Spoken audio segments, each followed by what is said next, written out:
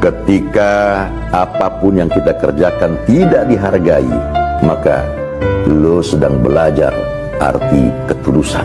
Ketika setiap upaya lo nggak dihargai, maka lo sedang belajar arti keikhlasan. Dan saat hati lo kecewa dan terluka amat dalam, di situ lo sedang belajar arti memaafkan. Jupi lelah dengan ini semua, Bang. Ketika lu merasa lelah dan kecewa, di situ lu sedang belajar arti kesungguhan. Dan ketika lu merasa sendiri dan sepi, sesungguhnya lu sedang belajar arti ketangguhan. Tidak ada alasan untuk kita tidak bersyukur, meskipun yang terhidang di piring kau hanya kerikil dan ranting kayu. Bumi mungkin lebih besar daripada manusia, tapi takdirnya tetap berada di bawah injakan kaki manusia.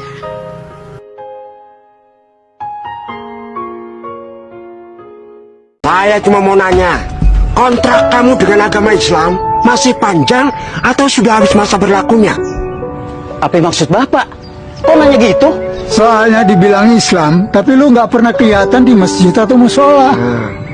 Emangnya saya harus pamer, Pak? Bukan soal pamer, bro. Musola kita sepi nih. Kalau semua orang Islam lo profil kayak lo, nggak mau sholat di masjid dengan alasan nggak mau pamer, mending rubuhin aja tuh masjidnya. Terus saya mesti gimana? Ya jangan naik-naik pohon terus dong. Sekali-kali hiduplah di darat seperti manusia lain. Jangan menghina begitu dong. Loh, sampean yang menghina diri sampean sendiri dengan lebih banyak hidup di pohon daripada di atas sajadah. Padahal cuma disuruh sholat berjamaah. Kalau sampean muslim, sampean juga kena tugas menghidupkan masjid. Itu perintah Rasulullah dari zaman dulu kala. Pa, salah nggak kalau mama pengen jadi orang kaya? Salah. Kok gitu? Cuma korun yang bercita-cita menjadi pengumpul harta. Sedangkan para nabi dan rasul hanya minta diberikan ilmu. Masa mama mau ikut korun? Nyatanya Nabi Sulaiman adalah manusia yang paling kaya di dunia, Pa. Yang belum tertandingi sampai sekarang.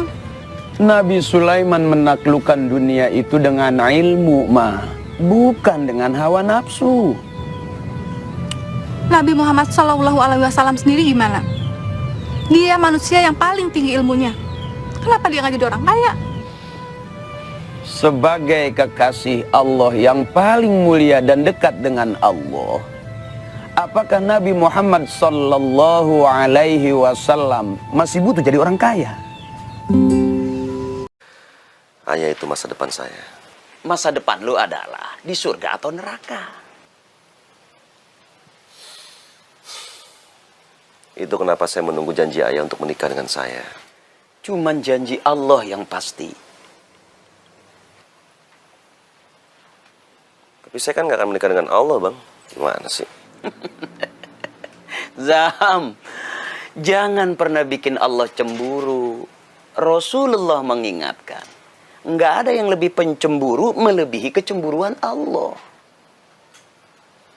Kenapa Allah mesti cemburu dengan saya, Bang? Karena hati lu penuh dengan keinginan-keinginan duniawi yang lu zikirkan tiap hari. Hati-hati, Zam. Hati-hati.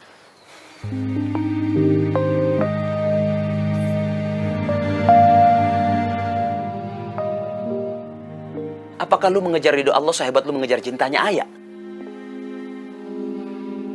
Cobaan apa lagi lah nih, Dek.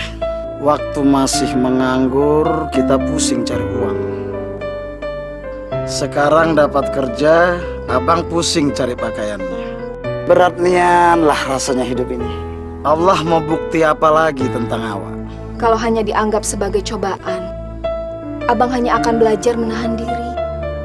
Tapi kalau dianggap sebagai ujian, maka Allah akan mengajari abang supaya terampil menyelesaikan masalah.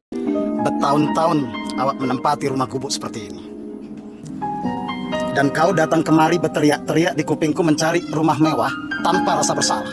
Dan sekarang kau tahu kenapa awak nggak suka sama kau? Karena teriakan kau itu hanya membuat kemiskinanku jadi menyakitkan. Yang membuat sakit abang itu adalah kebencian abang sendiri. Kalau abang orangnya ikhlas, saya ulangi sekali lagi di sini, kalau abang orangnya ikhlas, abang akan lebih bersyukur dengan apa yang abang dapat sekarang tanpa mempedulikan apa yang orang lain miliki. Oke, saya bisa mengerti kenapa abang membawa saya ke sini. Saya akan lebih hati-hati dalam berbicara. Satu lagi, Bang. Pernah tinggal di kolong jembatan, Bang? Belum. Saya pernah. Kami sekeluarga tinggal di bawah kolong jembatan selama 5 tahun. Kami makan seadanya. Kami hampir hanyut ke bawah banjir. Bahkan ketika anak-anak seusia saya sudah bisa mengarang, saya masih buta huruf.